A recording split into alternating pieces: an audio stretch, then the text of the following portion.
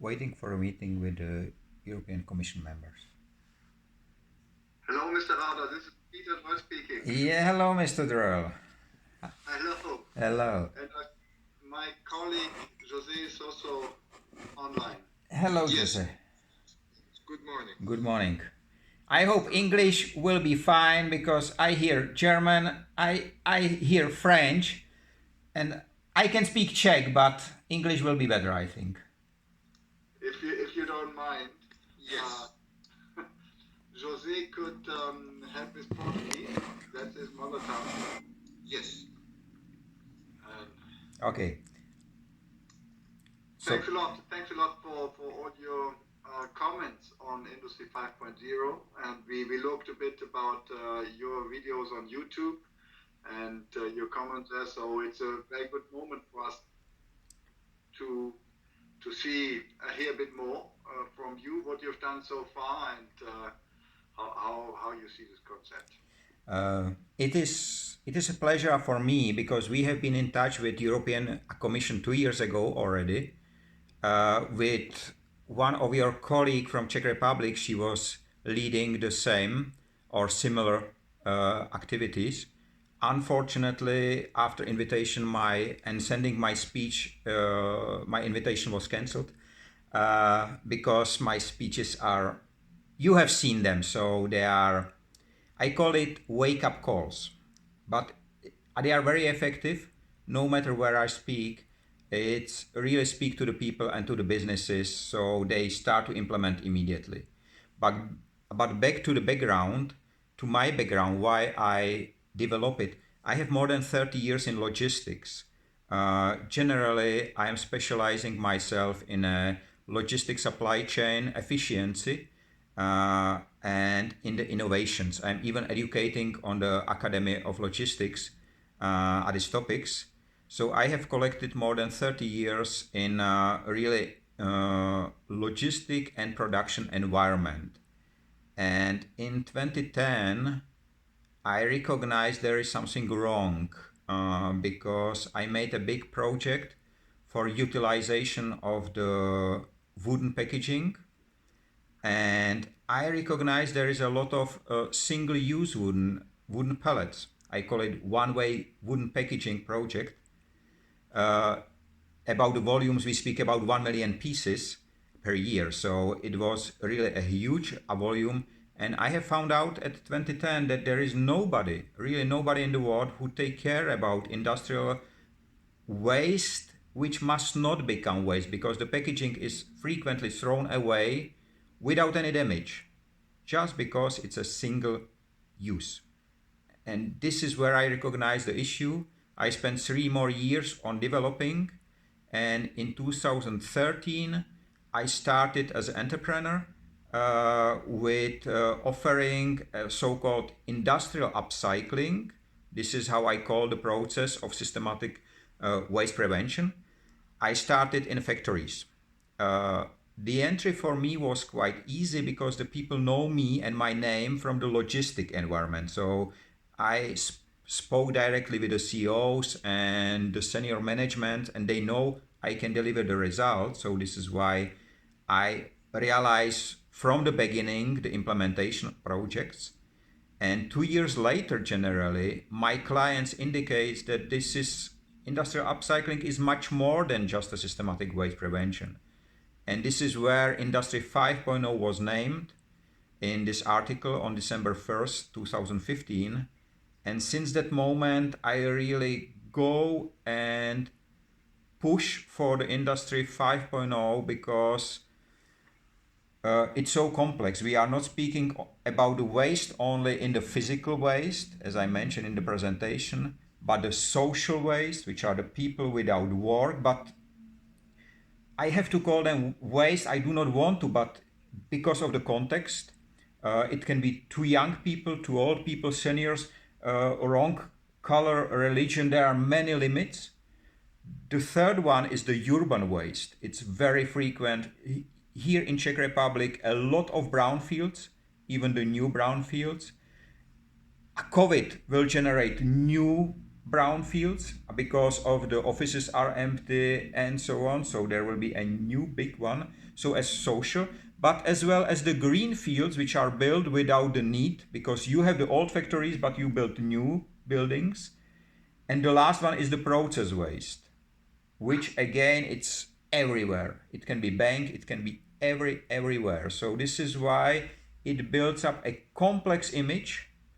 And what Industry 5.0 is concentrating on is the waste prevention. So it was never built up as a waste management company. The waste companies, in fact, they try to stop this activity because they manage the waste. I prevent the waste happen, and it works. Over 1 million metric tons has been prevented, and this is not a small number. Even for the big players, it's not a small number anymore.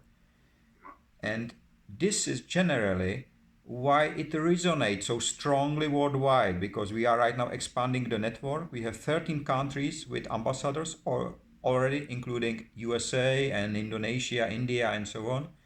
Just now awaiting for the signature from Australia. And this is why it's so strong. And this is why I was very happy to read on the January 7th that European Union take it into consideration into the program generally at the Industry 5.0. And just now I would like to line up to really speak the same language, because we can implement it exactly the same principles in every countries, not only European Union, of course, it's worldwide. Yeah, so thank you very much. That was a very, very useful and clear introduction from your side. From from what you say, it resonates very strongly with what we have been doing, and the overall title is Green Deal. Huh? You. This is what our Commission President Ursula von der Leyen has pledged to the European Parliament and to member states, with some very substantial consequences.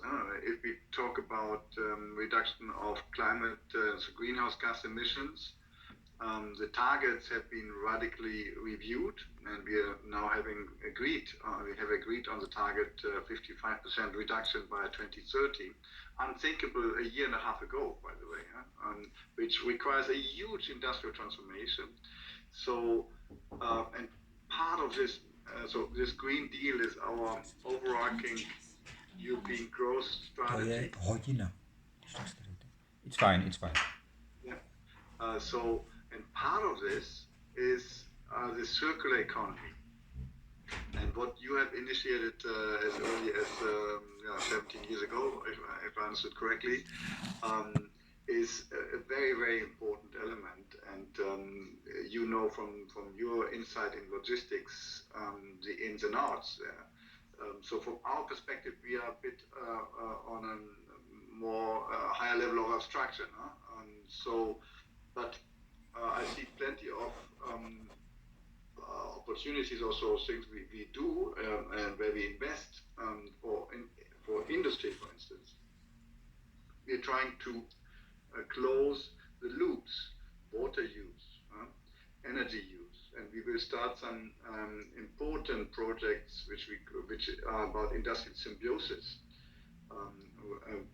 where we would like to create a network of circularity hubs, so that big industrial compounds, in these big industrial compounds, one company uses the waste gas of another one as an input to their processing, and water circuits, etc., can be waste, of course. Waste reduction is a central element in that. So what you're doing is spot on, corresponds exactly with our priorities. As regards Industry 5.0, you might have seen that we quoted you in your paper, in our concept paper. We see it, and I see that now confirmed from your introduction, we see it broader. It is not just about waste avoidance. And perhaps I can share a bit the personal insights how we started to reflect on this. There is an increasing recognition that we cannot continue with the production as we do now. I mean, the boundaries of our planets are limited. There is also an overall agreement that the rhythm of change is accelerating. More and more important thinkers speak about a revolution, um, fourth industrial revolution, industry cycles, digitization. And we were thinking, okay, what has happened in previous industrial revolutions? And if you look at previous industrial revolutions, disruptive, tremendous change, but then there was the industry worker, the simple person, the workers who suffered most. And in the first industrial revolution, it required the bitterness of child labor to have the state intervene to introduce schooling, public schooling at grand scale. And this came with different revolutions as well, that state intervened. And we thought, would it be possible that this time we include this human dimension from the very beginning? And the which is a nice objective, but tall order.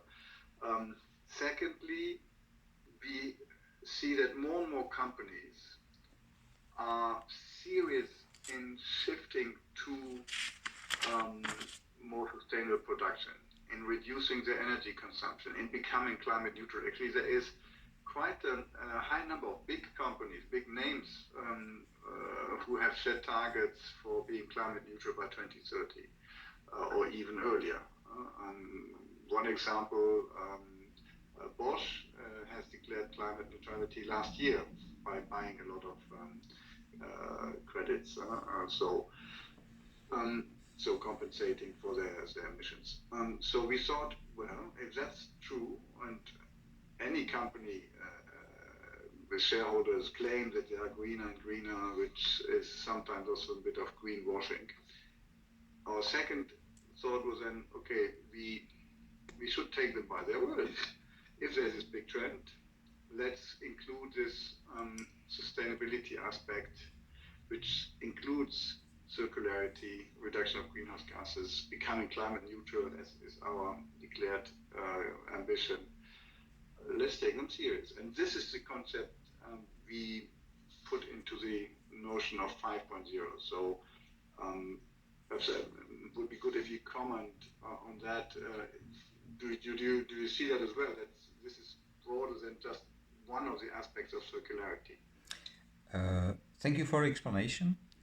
I generally do agree with all of that, but there are some points which I already solved. You spoke about the industrial revolutions.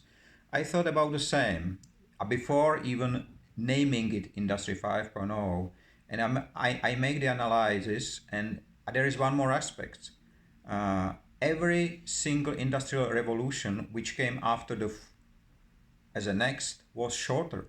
The first one was 160 years, the second was half of that. So, and Industry 4.0 was introduced unofficially into 11, but came into account into 13. And I introduced 2 years later Industry 5.0. This is why I do not call it a revolution, because a revolution is short time impact, but this is evolution instead, because if we look at the nature, how it evolved, no matter how many revolutions the man made, the nature needs just one evolution. And this is why I call Industry 5.0 a first industrial evolution ever led by man. Because we are balancing, or I am balancing, the development to go the right way. It's not just, some companies say Industry 5.0 is man and machine. No.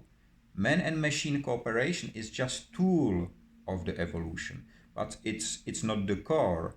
The core is to prevent the bad things happen, so the waste to happen in all these forms.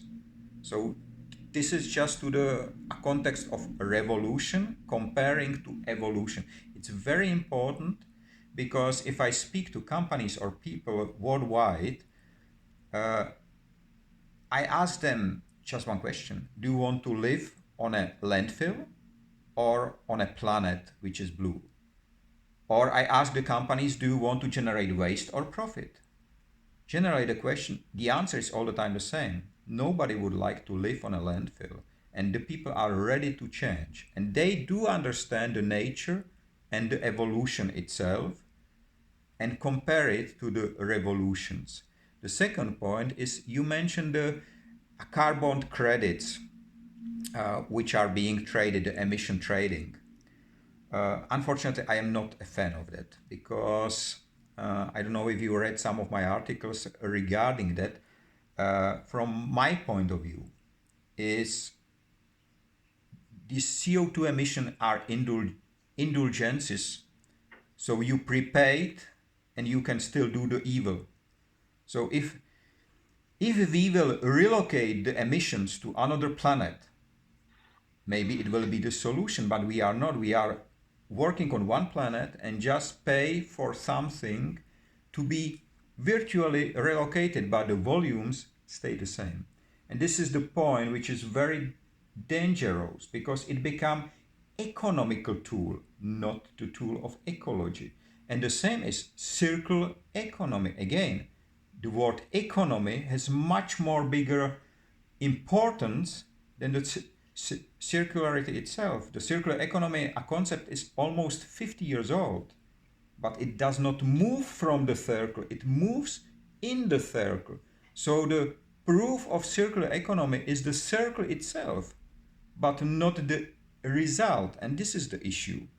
If it will not be this way, I will never invent it Industry 5.0, because for me, I am using the existing tools and use it in a non-standard way. This is so-called on-the-ground mines.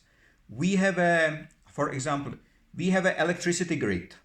We have many of these electricity towers which hold the wires to connect from the power station to the factory. But so we are thinking about the change of electricity production. Okay, let's get to the sun and wind and waves and so on. So new sources of energy. But have you ever considered that we can utilize the existing electric grid to utilize the towers itself and change them into the small power stations just by implementing a special existing wind generation device inside the tower, and you already have a space of millions of towers, which you very simple with a battery, of course, but you can do it almost now immediately because the technology is existing. And this is what I am specialized in. I don't know how I came to that, but generally I took something what is existing and made out of it or use it a different way, non-existing way. So I do not need much time for developing things because I'm connecting things. And this is a very different. So I shorten the lead time from idea to the realization, to the distribution of that. And this is exactly what I am teaching all the members, all the ambassadors in every school's university where I educate or where I have my lessons or with the companies. I do exactly that. And this is great because if you speak only about for example, the temperature reduction by 1.5 degree, how we recognize that? It's so, of course, the weather is different and so on, but in fact, we cannot touch it. And this is one of the issues. What I do deliver with Industry 5.0 is all the time you can touch the things, so you can make something out of it. And this is the point. And the way how the waste prevention works in all the aspects, I mean the physical, social and so on, it's very simple. I can show you that. This is why I would like to cooperate with the European Commission generally to deliver this. I will show you, it's a very simple example because many people don't understand how you can prevent waste happen. And I will show you with my business card. Generally, if we meet face to face, I am used to give you my business card. So I hand it over to you, you take it, everything is fine. Just now, please erase this memory and we meet again for the first time. There is one difference. Somebody placed in between us completely new garbage bin made of stainless steel, it's empty and so on. I come to you, I fall down and the business card fall in the garbage bin. I do not have a second one. I apologize with you. We look inside the garbage bin, we see it's clean, empty. You say, okay, give me this one. I take it out, check it again. I hand it over to you, apologize again, hand it over to you. If you take it, in Czech Republic, you take with it the penalty of 200,000 euro. Do you know why? And the law and legislation is same in all EU countries. The penalty you will take because you took waste and you do not have the right to do it. I have the right, I have the, my company can manage the waste. I have this waste right to take it out, but you do not have the right to take the waste from me. Because in law it's stated that waste is something what you would like to get rid of. But it does not specify whether it's new, old, paper, gold. Okay, Mr. Haller, we don't have to agree on everything. I mean, you made some points about economic incentives that goes very deep. Of course, we of have course. very clear established and agreed policy decision on that, and but that doesn't matter. I also understand your point about waste as a good. Actually, we have for us waste is a good which can be freely traded in the EU, subject to the restrictions. There are a lot of obligations of recovering waste and revaluing waste. Recycling, upcycling. There is a big, actually, in the industrial production, we have a growing trend, and I'm very happy to see that of refurbishing, so that you don't sell an industrial plant, you lease it, and then you get it back, and the producer turns it into a new one, using all the materials. So drastic reduction of waste. I'm not sure I understood your example of the business card, but and paper is recycled by more than 90%. But that doesn't really matter. I had one question: how would you define waste? I had the impression you have a very, very wide definition of that. Waste, if we speak about the physical waste. According to the law says waste is something what you would like to get rid of. This is one definition. The second definition stated in law and legislation is that waste is something what you place on a location dedicated for waste storage. These are two definitions of waste in legislation. In my point of view, waste is, I did not came to the definition, to the right one, but waste is wrong, because there is no waste. In fact, I did not finish the presentation generally. If you stretch your hand and I catch the business card in the middle air, it will not become waste. This is the definition. Here is a business card, here below this line, it's waste, but you see it's the same business card.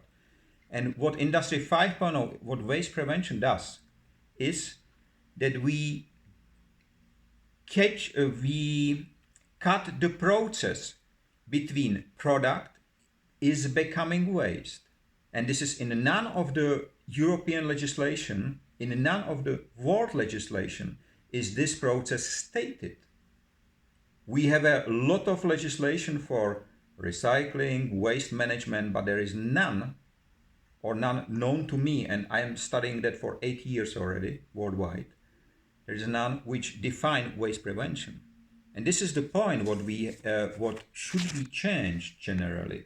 Because if we change this point, we will start to change the processes, and we will reduce the carbon, and we will do all what is needed in all the segments which you mentioned. I do understand that we are not the same meaning about the CO2 trading and so on. It's fine. We do not have to. What we have to do, if we should cooperate, we should speak the same language generally. And I'm not speaking about the English. I'm speaking about I call it the language of efficiency. And this is why it's the example with a business card, how I catch it in the middle air. It's understandable for everyone to understand that, yes, I can prevent waste happen from tomorrow. I can do it immediately. Unfortunately, factories don't do it. You mentioned 2 examples with the factories and leasing and so on. This is great, but it's, at least in Czech Republic, very unusual. And I know only very few samples. Very interested that in India is more samples than in European Union. According to that, they have even a great system to do it. So we can learn there, but in fact we have to implement these. And this is why I was so happy about your response, because for me, you have the administration, you have the people, you can speak with the politicians. I speak from the bottom up. So I speak to the factories. Every single factory I enter is changing immediately. Not because of the environment. This is a secondary aspect. No matter how much is written about it in annual reports. The fact is, the CEOs and the owners of the companies don't do it because of environment. They do it because Industry 5.0 deliver more profit for them. The problem is with Industry 4.0 is the volume of production is not matching with the volume of consumption. We are already producing waste as a new product is a waste. You have a graveyard of new cars because the economy is more than the reality at the moment. And this is disbalance, and this is about the logistic and about the setup, about the communication. You mentioned great. Let's communicate. Let's establish a communication setup, the language of efficiency within industries. Because if I do not use something in my food production, I can use it in agriculture maybe, or I can use it in a car industry. It can happen. So there is no communication at the moment between industrial segments. Almost zero. So yeah. I would put it a bit differently, but you're right. We need to improve and increase the communication among sectors. yes, We will, as Commission, present in March this year an update of our industry policy, and that will mark quite a big shift from sectors to what we would call ecosystems. And we have identified 14 of these ecosystems: energy, incentives, industry, health, tourism. And the idea is that it would be across the entire value creation chain and go well beyond one sector. And increases communication and see how we can get efficiency gains. And for me, it's very important that we also set the right price signals because and you mentioned it, if something is expensive as a resource, then you try to be more efficient as a business actor. Yes, on this point, I fully agree. Actually, I was tempted to check the definition of it. You said there is no definition of waste. We have a waste framework directive, an EU environmental directive. I know it. You know it. So there must be a definition in there, no? These 2 definitions I mentioned are before, they are stated in there. Okay. But there is nothing about waste prevention. There is a written waste prevention is important, but there is no define what does waste prevention means. And this is the Well, issue. I think we have set some specific targets of recycling, also for the car industry you mentioned. I mean, Uh, they're very ambitious targets. What parts of a car need to be recycled? We have it for electronic waste, which is most dangerous. We have um, ban on landfill. I know, but unfortunately, from the target to realization, there is a far, long way. And I am, I am almost daily in boiler suit in a factory. All the factories has walls full of ISO certificates and environmental. If you go behind the factory, there is a landfill. If you go next to line, which on the place which is not shown to the visitors, there is a garbage, waste. Processes are wasteful. Trucks are empty. As I said, I am in the environment for 30 years and I need almost 23 years to recognize that there is something wrong. And if I learned that there is no tool for correction, I started it because this is the way how I work. So if there is no solution, I develop the solution, I implement it, and because I'm a systematic guy, I am able to implement it up to the level on a global scale. I don't care because all the tools which I have developed during the time are applicable to small or big companies. It doesn't matter. In Africa, so as in Europe, and you can do it in automotive, so as in food industry. For me, the separation into 14 groups of industries or the 14 connecting groups that you mentioned, I have only one. Because even the food industry can work with the automotive industry because they are using similar things. I am working for all these segments. Of course, I was not in a um, in the war industry. I do not want to work for drugs. This is I do not want to. And alcohol is spirits are in the middle. They would like my support. I do not like alcohol generally, but these two industries I do not work with. But all the others can be connected because they use same people. Because all of us we have one head, two hands, two legs. They use same pallets, so packaging units. They use same trucks. So you see the connection between all without any limitation. It's very close. So this is why I do not recognize, I say all the time, I do not care whether I go to butcher or automotive factory. The only thing which change is the product itself. So it's food or it's car. But the processes, this is what I am specialized in. The processes are the same. You have to buy it, you have to reproduce it, you have to do something. And unfortunately, at the end, the waste which came out of the line, in the middle of the line or at the end of the line, it's all in hands of the waste industry, and the waste industry does not have intention to reduce the volumes of waste. Because the core business of waste industry is what? To manage the waste. It's not to prevent the waste happen. When I started, the biggest waste industry players in the country was the first one I talk about it. And I offer them a cooperation in creation of the wasteless world. This is how I call it. They listen to me and never support it because it's exactly against their will. Even the recycling, unfortunately, recycling is a lie. The idea is great, the idea is correct, it's 100% correct idea. But the processing in the hand of waste industry is very different. If it will not be so, then the closing of China for plastic waste imports will do nothing to the world. But the fact is, the numbers which you mentioned or which you heard in your meetings, that we are 90% of the paper is being recycled and so on.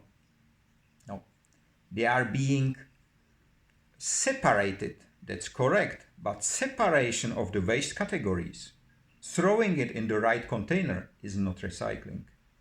The real recycling ratio, if you look at the World Bank report, there is written generally that 95% of all which is being produced can be recycled or repurposed. But on the next chart, there is a number that in reality only 15% of the global material is being recycled. 15. So comparing to 90, so where is the 80% difference? Yeah. Okay. We don't have to argue about Yeah, figures, yeah. and because I fully agree. And in our circular economy strategy, the primary objective is to reduce the use of materials, to avoid any waste, and only if that all is not possible, then upcycle, recycle, and reintroduce. So as a last resort. So we do have the same objective, and I mean you said it yourself. There is a big difference between the sometimes even legal objectives and the implementation. There's always falling a shadow between, but that doesn't mean that the policy is wrong. It means we need to make sure also with research and innovation that we are getting better, have new ideas, new disruptive ideas, more efficiency.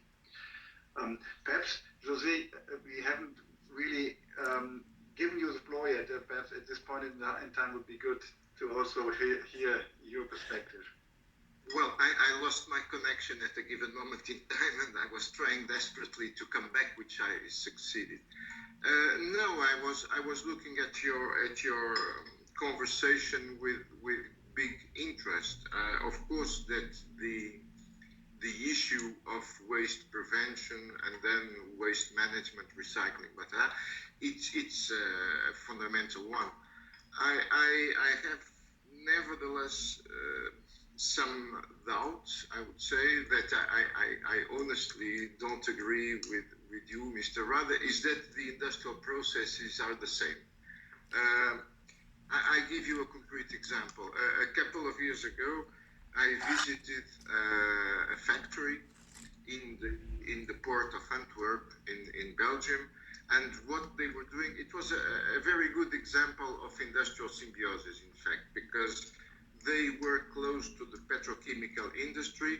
They were capturing the CO2 that was expelled by the petrochemical factory, and they were cleaning it, refining it, and then selling it for the food industry.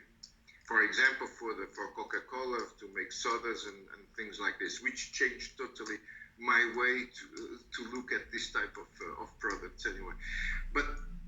And the industrial process that was used for the usage of what was the waste for the other industry had nothing to do with the industrial process of the petrochemical sector. See what I mean? So when you come down to use something, the processes are different. If you look at them from a macro perspective and you say, I produce, I sell, I use, I recycle, then this is the same. But this is not the industrial processes. This is the human societal processes. See what I mean? So that's my biggest comment.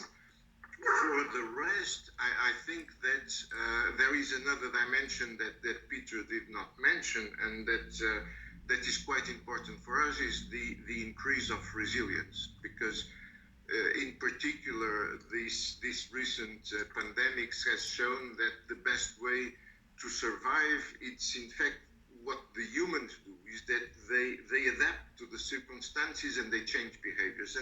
And this can be applied to industry. So industries that are producing something in moments of crisis or big social disruptions should recycle, between inverted commas, themselves to produce something else. And this is resilience.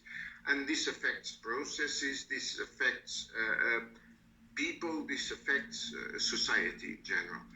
And for me, the basis of our concept that we have developed is precisely these three dimensions. The human centricity, sustainability, and resilience exist since the mankind. But the important thing is that sometimes people say, we need to be sustainable, therefore we will sacrifice jobs. Or we need to be resilient, we don't care about people, people just need to change, otherwise they lose their job.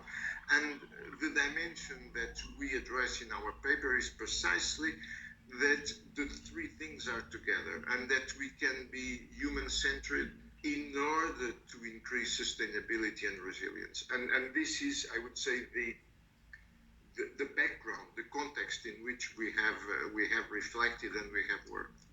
So this is what I fully understand, and this is why I was so happy to read the name and read generally the first statement of the leader of the activity, and right now it's only I do even agree with the setup about the details of the processes of the processing of the CO2 captured and so on.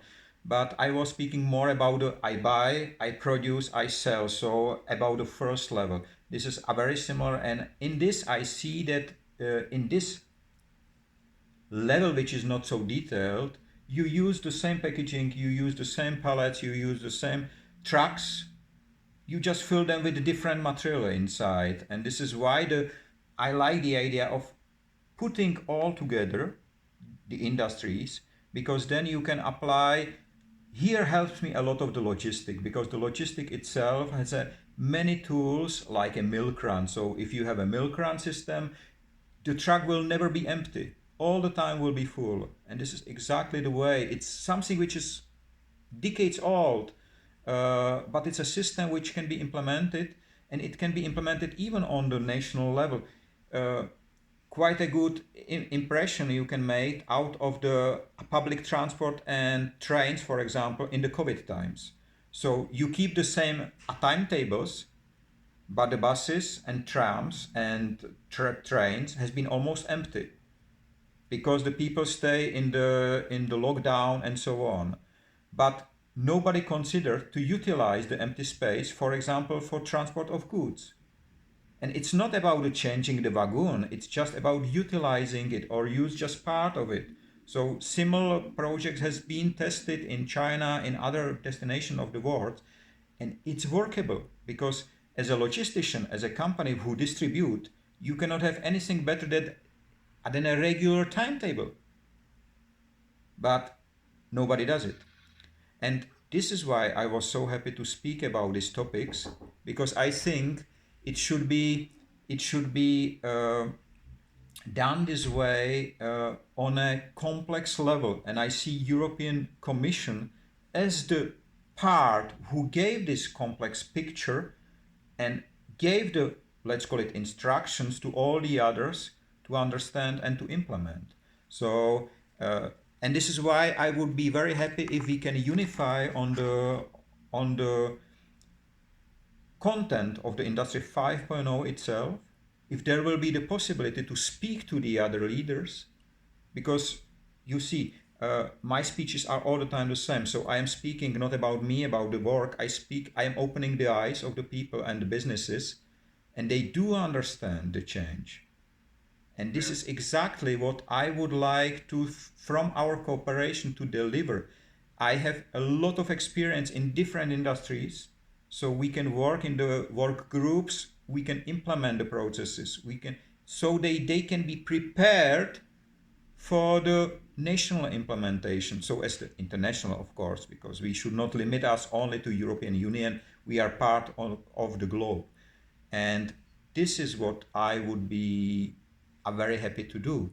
And as I said, I am the owner of a company, so I never have any incentives, never have funding, never have investors.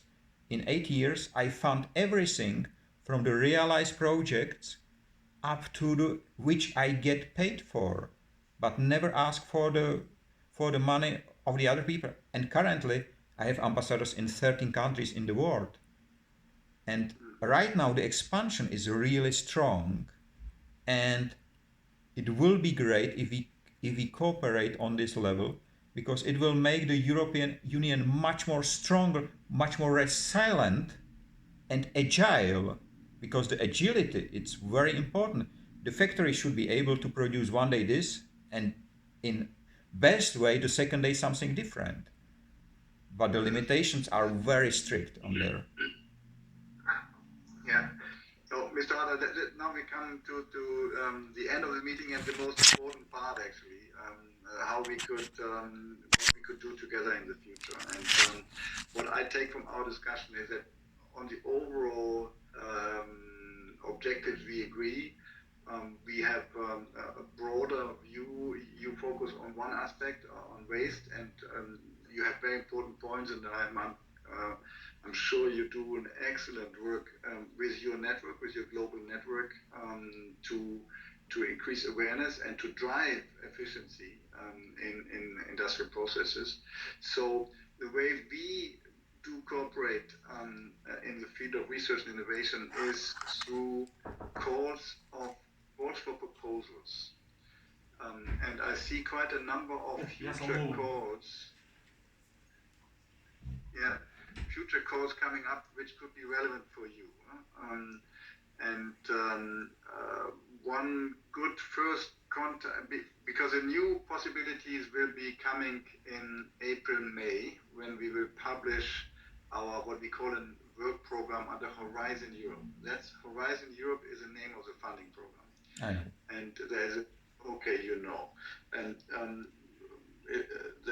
there is a national contact point also in the Czech Republic, which knows a bit more about the logistics or the processes, how to do it. We will have, you mentioned greenfields and brownfields.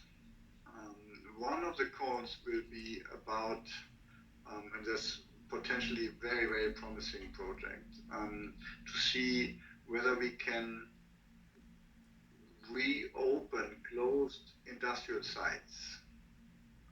As you mentioned it earlier in the discussion.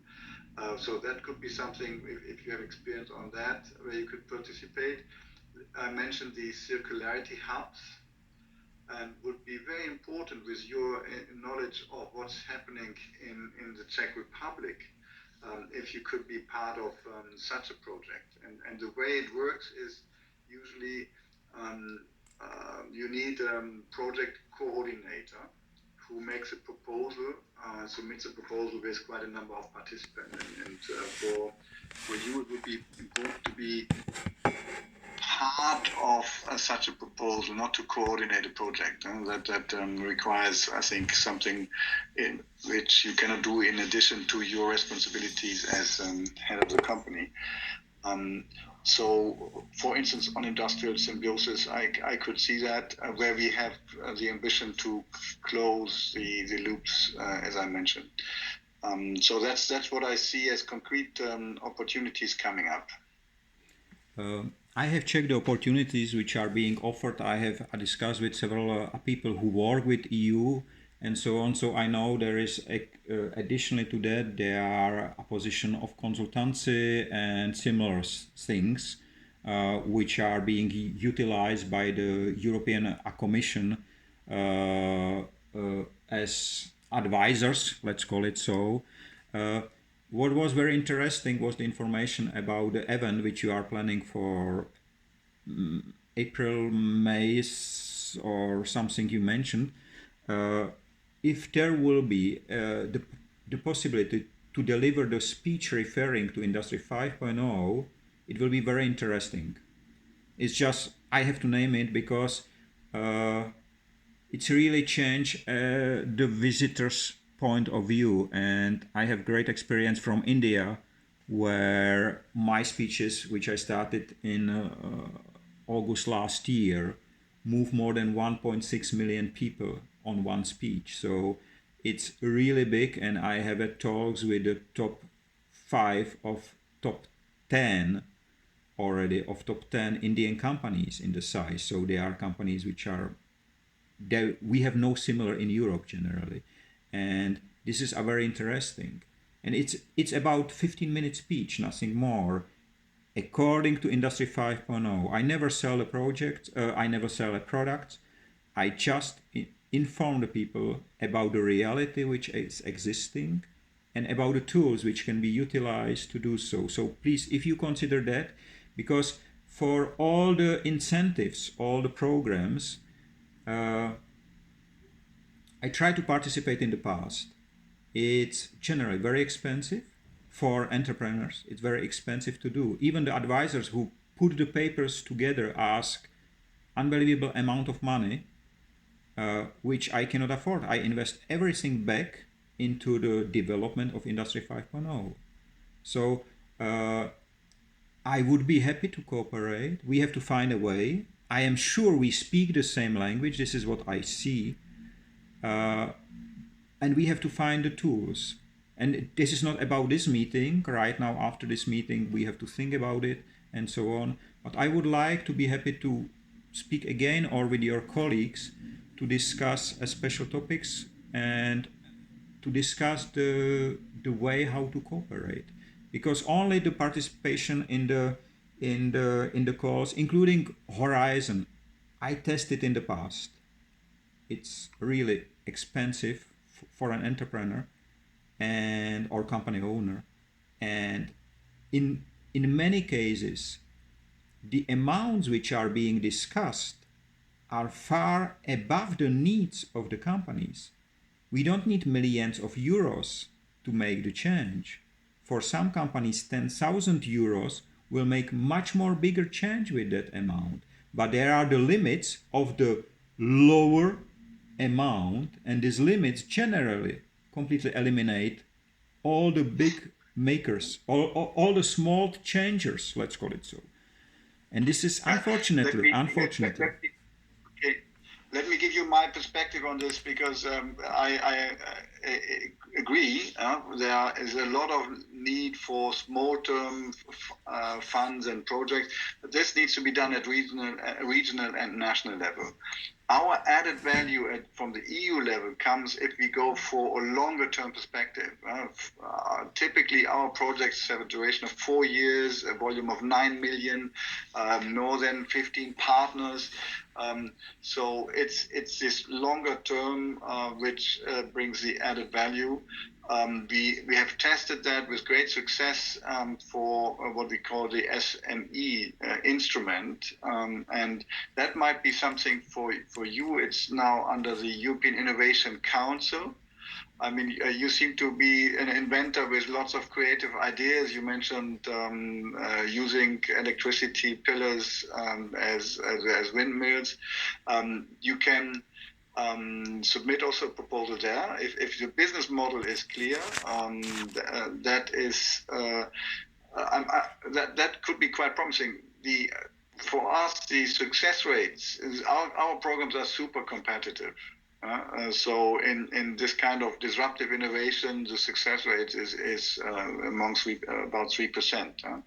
But if you get funded, it's really big and scaling up. So, and there is, you mentioned the cost. I think from our perspective, we have improved and reduced the transaction costs drastically. I think there's still a bit of a cliche, so I would really encourage you to try. I didn't mention an event, but maybe I will know more. So that's perhaps a concrete follow-up, whether we will do an information day on when we publish the program,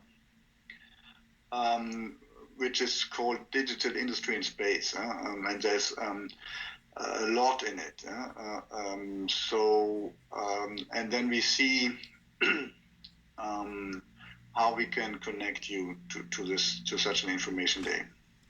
Generally, for the space itself, there is a garbage around the planet as well. So this was one of my first projects, which I tried to do with Richard Branson generally at the time. But even the relocation on Mars, if the people will not apply the industrial upcycling, generally the waste prevention, they will not survive, because they have to build up the racket to be able to set it up and make out of it a building. Mm-hmm. But in fact, there is, at the moment, these concepts are not being considered. So you mentioned the success rate with your project about 3%. I have to survive or to do my business 95% success rate, because I cannot go below that. because otherwise I will not be able to succeed and to feed up. Yes, Mr. Kota? Just to clarify, this 3%. This 3% is not the success rate of the project. I know, right? I know. This is the success rate of people that Yes, apply. I do understand. I do understand it. So it's not comparable Yeah. with the success rate of the individual project. But I do understand it. So, okay. So if we can agree. So just now, I think all of us, we need time to think about it. I can stay in touch with your colleagues. If there will be some contact person given to me, we will communicate. I will update you through this channel about the update of the Industry 5.0 generally, because the network is really growing. Every second day we have a new country, for example, and it's growing very fast. We have new projects, including education projects. So we're starting right now the Garage Academy, which is based on the Indian-European cooperation. It's a special way of educating, plus a very close connection between industry and education. Considering the age levels, the social impact, and so on. So all this is connected in the Garage Academy. And we are doing much more, including the water reuse, the reuse of resources, and so on, preparing just now some more presentation for an international conference. So I will keep you informed about, and I would be very happy if we find a way of regular cooperation which will be benefit to all the parties and which will really deliver the change which you are trying to deliver, to implement, because all of us, our heritage which we left behind should not be a landfill. It should be a blue marble for people to be happy to live on and not shame for the work of their predecessors. And this is what we have the same. So, and I am in the 8 years, I have learned that it is possible. The only difference is I do it from the bottom and you try to cover it from the top. So we should meet somewhere. And if we work hand in hand, nobody can beat it and nobody can break it, because it's so strong, in fact, that this is exactly what we should establish. And I would be very happy to do so.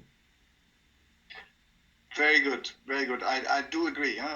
Let's not live on a landfill, but make this planet green again. Mr. Rada, thank you so much. I have a very personal, curious question. Who are the people behind you, the portraits you have on your wall? So generally, this is the first Czech president, Mr.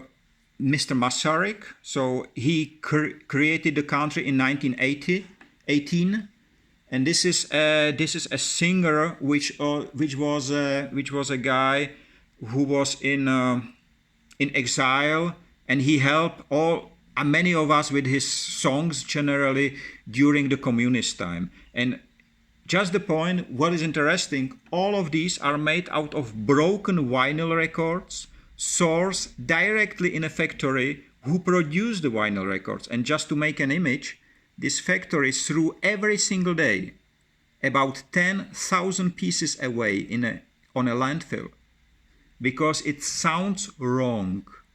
They are the biggest in the world, or the best in the world. They are close to here, to my city. And just to make the image, 10,000, one single factory, it's thrown away. And it's just drop in an ocean of waste which I am facing. If you see the food waste volumes, absolutely, you're so it's right. Horrible.